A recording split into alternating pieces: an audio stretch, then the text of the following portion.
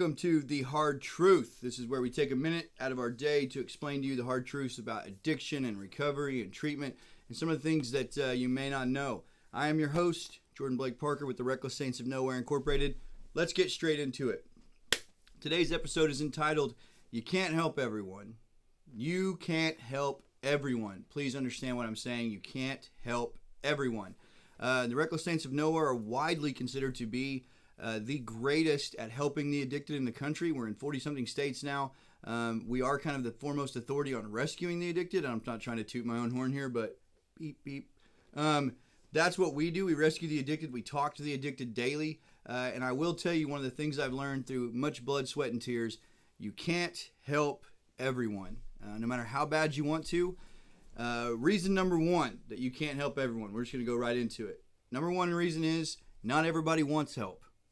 This is why most of your states fail at helping the addicted, because they believe they have to offer help to everyone, even those who have shown absolutely zero interest in receiving that help. Now, a lot of people like free stuff. They like free food, like free housing, like free cell phones. They like all these things, but when it actually comes down to, hey, do you want help for the heroin habit that you have that's literally taking you away from your wife and kids and is the reason that you're homeless right now? The overwhelming majority of people will say, no. Being honest, they would rather stay in their condition. They just want you to continue giving them free stuff while they do it, okay?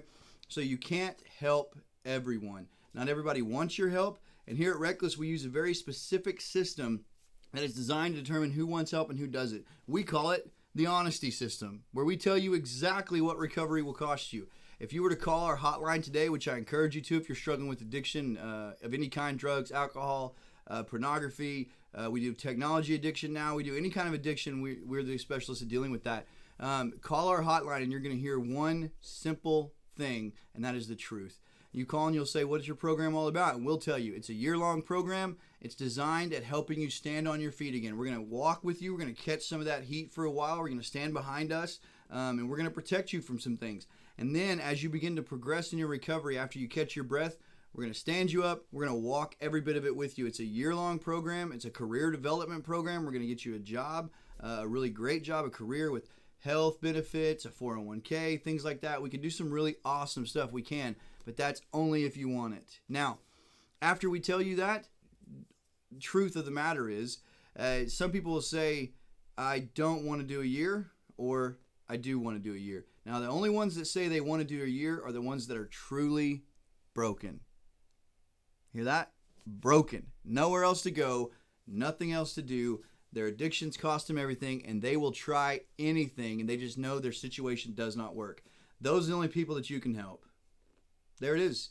You can't help everyone. You can only help those that want help or are just at least in a position to see that they need help, okay?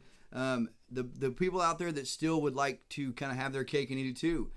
They want to still be active in their addiction, but they don't want to be homeless. They want to be active in their addiction, but they want to see their kids. They want to be active in their addiction, but they want to treat their wife like garbage. That's not okay, and we don't condone that. We're not advocates for it. We are advocates for, look, man, I will help you. I'll help you get your kids back in your life. I'll write to the judge. I'll talk to DAs. I'll do a lot of really cool stuff, but only if you truly want help and you're progressing in your recovery. So if you know someone who is addicted, suffering from addiction, and maybe their life is torn down all around them, maybe they're suffering really, really bad, and you want so badly to help them, your heart goes out to them. Here's what I would tell you.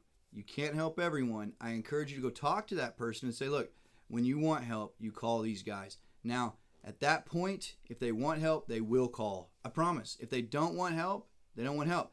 Now, I'm going to end this video by saying they will lie to you about why they've not received help. Almost every single day I get a phone call from a parent that says, hey, my son, we told him, we gave him your number, he's struggling with addiction. He says he's called you guys 5 times and he hasn't got an answer. Listen, I want every parent to hear this. Your son is lying to you. We pay people to do nothing but answer the phone and return phone calls, okay? The Reckless Hotline's there for a reason, and yeah.